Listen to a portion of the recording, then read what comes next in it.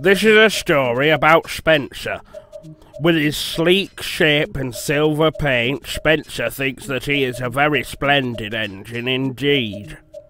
But my engine showed him that when it comes to getting jobs done, it is hard work that really counts. Spencer. One day the Duke and Duchess came to Sodor for a visit. Gordon hoped that he would have the special job of showing the important visitors around the island. But, to Gordon's disappointment, the Duke and Duchess brought their own engine with them. His name was Spencer, and he was the shiniest, sleekest engine that Gordon had ever seen. That afternoon there was to be a party at Marron Station for the Duke and Duchess. "That's on the other side of Gordon's Hill," James told Spencer. "You'll need to take on plenty of water," Gordon added helpfully. "I have plenty of water," wheezed Spencer as he steamed out of the yard. But when Spencer reached Gordon's Hill, he began to struggle. The hill was long and steep. He puffed. He panted. He pulled with all his might. But Spencer had run out of steam. His driver had to phone for help. Back at the station master told Gordon, "The VAT controller has a job for you. There's an engine stuck on a hill." Gordon set off at once. Gordon was surprised to find Spencer. "What's wrong?" he asked. "No water," snapped Spencer. "I must have a leaky tank." "Perhaps," smiled Gordon, "but we'd better hurry. Everyone is waiting for the Duke and Duchess." Soon Gordon was coupled up to Spencer, and they set off. Minutes later they arrived at Marron Station. The party was ready to begin. "Well done, Gordon," said the Fat Controller. "You are a very useful engine." Gordon glowed with pride. Spencer was a very fast engine. One day when he pulled into Knapford Station, his driver had exciting news for him. "You have beaten Gordon's record," he said. "Of course," boasted Spencer. "I'm faster and finer than all the engines on Sodor put together."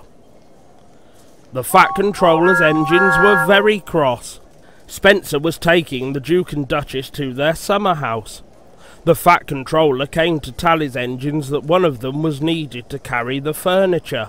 The engine saw the chance for a race. "Please, sir," said Thomas, James and Gordon all together. May I go?"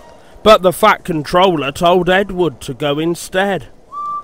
James and Gordon groaned. Edward was an old engine, and not as strong and fast as the others. "He'll lose the race and let the whole railway down," said James. Thomas and Percy were cross with James. Edward was their friend. You can beat that big silver show-off any day," they told him.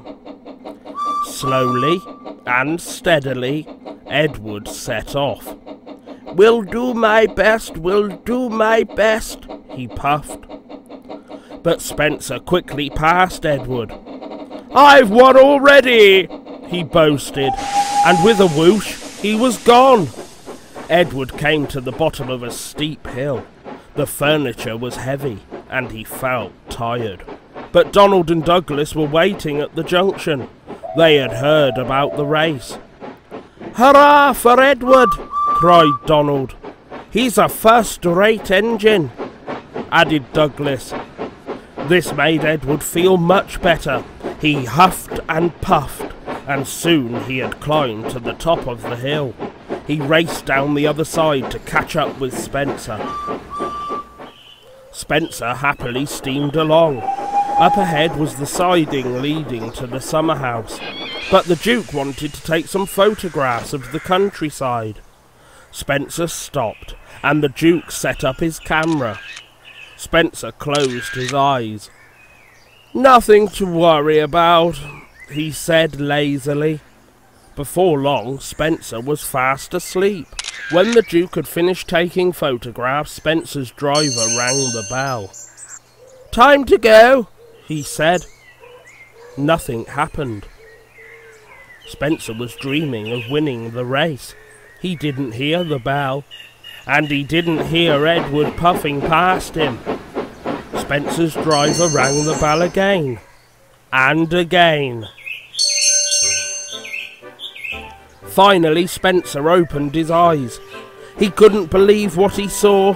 Edward was heading towards the summer house. Nearly there, gasped the old engine. Spencer took off as fast as he could, but he was too late. Edward pulled to a stop in front of the summer house. "I've won!" he gasped. "I did it!" Suddenly his pistons didn't ache and his axles weren't shaking. Edward felt like the pride of the Sodor Railway.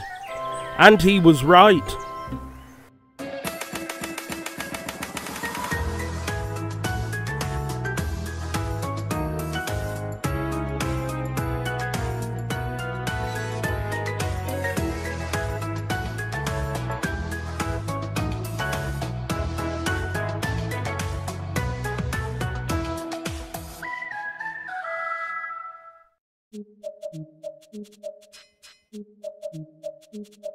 If you liked what you heard, please consider leaving a like rating down below as well as commenting and subscribing for more magical stories from the island of Sodor.